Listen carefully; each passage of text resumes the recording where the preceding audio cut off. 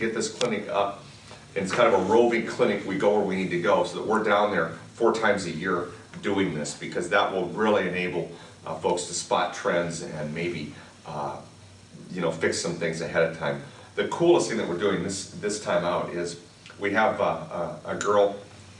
She was a girl when she started coming with us when she was 16. She's now a doctor and is coming back and has said, Dave, I want to serve with you guys. She started as a high schooler with us. Went to medical school, went to Kenya, did some work, and has been working down in the Amazon. Is completely fluent in Spanish. And I asked her, I said, do you deliver babies? Right? And she says, of course. I said, can you teach a class on it? And she says, you mean like for midwifing? I said, yeah, can you teach that? She says, yeah, I can do all that stuff, I can do that. I said, in Spanish? She says, yeah, I'm good enough, I can do it in Spanish. Okay. So I was talking with another guy, and he says, well, Dave, why don't you film her doing it? And kind of like what Nora's doing here. I thought, well, that's a good idea. And he says, because then if you film it, then you can, Norma, one of our people who lives down there, she can take the DVD to the next village and teach it. And I thought, well, that's a good idea. So then I went to my film and photo guys, and I said, can you guys film this?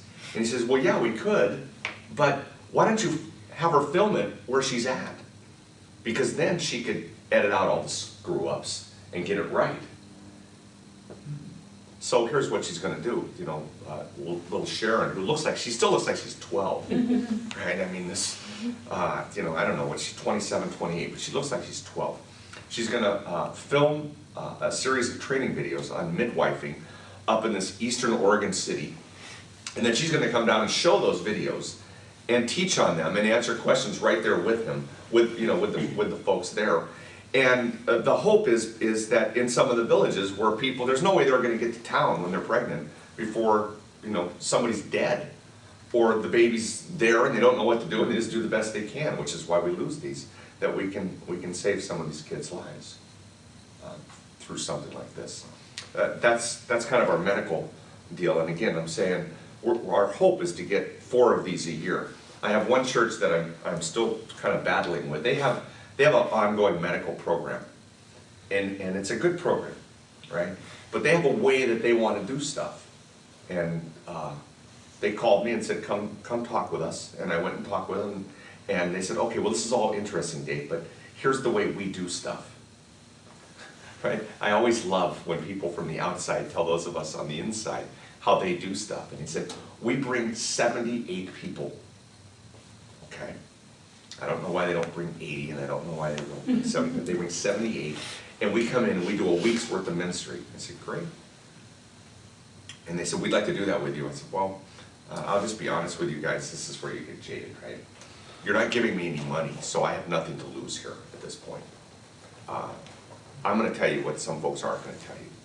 We don't want 78 of you on site at one time.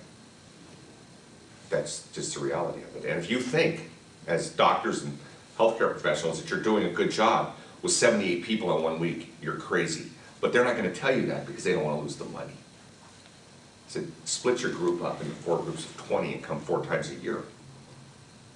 You're like, well, what would that do? I said, that will give you an ongoing presence. It will enable you to build relationships. It will enable you to see all of this stuff. And then you start to see people thinking, this guy's not even a doctor and he understands this stuff. It's because you're just there and you learn these things. That's the medical side. On the economic side, even one of the weeks that we have set out here in July, we're teaching folks and giving them practice on sewing. And I think we've got a couple folks that are going to send down. We've got a couple new machines, I think, coming in this year, right? And people here say, sewing, I mean, what's the big deal? Well, if you can sew, right, you can have a job in the village, because everybody needs something fixed, or everybody needs something sewn, right? And so that's one of the deals that we're working with women in this one village of San Balthasar, is to get them really proficient in sewing. And so we've got 3 or 4 machines down there now, and a couple more coming. We're going to take them down there, and folks are going to sew. And while they're sewing, we're going to work with kids and whoever to teach them whatever we can in English, because the reality is if you can speak any kind of English in a city in Oaxaca that's dependent on tourism, you can get a job. And then we're working with farmers trying to develop ways to increase their annual yields of corn on subsistence farming plots of land, because every stalk of corn that's extra is 1 or 2 more ears that can be on their table, which can help fight that malnutrition. And then the other thing that we're doing, and you see them on the front of this, we've come up with a model. This one's 100 inches by 100 inches, which is like 9 feet, 9 feet by 9. A little 9 by 9 greenhouse. Ours are going to be 9 by 12 or 9 by 15, something like that, and when we roll them out. But basically, this is the deal. For 400 bucks, we go to a family and we loan them the money. And then they buy the greenhouse from us with that loan money. We come out and build it, put it on site. We help them plan it. We give them training. We teach them how to work it. We check back with them, provide them ongoing technical support, right? That's a nice word for the States, but just kind of helping them out. And once the first crop comes in, then they can start paying us back at $10 a month over 40 months. We're not going to get it all back. That's just the reality of it. Even the best microloans are somewhere between 70 and 80%, worldwide.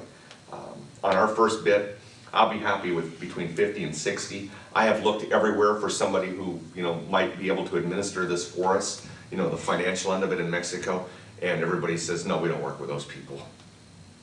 Okay. And so then I went to another guy who works with Global Che Network, and he said, Dave, why don't you guys just do it yourselves? He says, you're not going to find anybody. If you've gone to the largest, microloan bank in Mexico and they basically told you to take a hike, he says, you're kind of stuck. But he says, I would suggest maybe you do this. Instead of loaning money to person per person, gather a group, like for instance in San Balthasar, we're going to put 6 of these areas. He says, get a group of 6 women, make them a co-op, loan the money to the co-op, and then have them, self-police each other. He says, it'll work. He says, the women will do this right. Trust me. He says, we see it all over the world. So that's what we're going to do. We're going to make little, co-ops in the villages and loan the money to the co-op, and the co-op will reloan the money out to their people. And then we're not collecting from 6 or 8 different people. We're collecting from one. Hopefully, we'll get 50 to 60 back. But we're raising money right now, and like I said, as people give, I have 13 of them now, and we're starting in February to put them up. So those are the 3 things. Well, that's the spiritual side and the church end, the medical side, the medical leg, and then the greenhouse, the farm work, the sewing classes, the English classes, working on the economic side, or community development side, however you want to define that, to get those 3 legs kind of working together. Specifically on the spiritual side, and I'll just end with this. Nori was there in 2010 when we did a camp with Chablé, and I think we had 50 or 60 Zapotec and Mazatec kids come from a couple different villages. And I have stepped out and I've said to Chablé that we're gonna do this camp for the next 5 to 10 years. And I will tell you, as I tell everybody else, I don't have funding for 5 to 10 years. I don't have commitments for 5 to 10 years. But somehow we're gonna figure this out. It costs us roughly, it's about $7 grand for a week of camp for between 75 and 100 kids. You can't send 100 kids in the States to camp for that. But we're gonna continue to pull kids out of mainly one specific village, San Pedro Amatlan. And this is our hope, that over the course of 5 to 10 years of those kids coming to camp and then being reseeded back into their community as people that have learned that number one, loving Jesus as opposed to loving the idea of Jesus is not a bad thing. That in fact it is a good thing. That being in a relationship with Jesus is a good thing. That as those kids grow up and they marry and have kids on their own, that we can see generational change in this one area. I mean, I'd love to do it all over the whole place, but back to Holden Caulfield, we have a pretty small field of rye that we're standing in, but this is one place. It's isolated, It's not gonna get a lot of impact from anybody, and maybe we can see something completely shift the way it's thinking, and see Christ redeem a culture that has, really turned away from God in a way that is not saying, here's the rules to live by to be godly. It's something more. And our hope is that maybe in 10 years, there'll be enough people living up there that know Jesus and love Jesus, that when Chablais says, Dave, I think we're gonna have to build another church, that the next church can have windows in it. Because people, the church right now has no windows. Because the believers, when they gather, are afraid of what locals will do. And if you have windows, stuff gets thrown in at you. But maybe at the end of this time, we'll be able to build a church with windows. And so that's where we're at, and that's what we got. So I'd love to talk more with you. Every February, I always take a group of guys, and we go down and everybody works hard. And then finally, I will give you one specific need I need on almost every trip, but specifically that week in February and and in July, I need a worship person. You don't need to be able to sing in Spanish, but you need to be able to play guitar by ear. Somebody that's confident and feels that they can do it. I need that kind of person to come down and serve with us for a week, 2 weeks, 3 weeks, 4 weeks. We can really use that because I get people that think on other stuff, but I don't get worship people for whatever reason. So we can use that. If you know of somebody, if you're that person, please take my card and call. All right? And again, afterwards I'll talk. Thanks.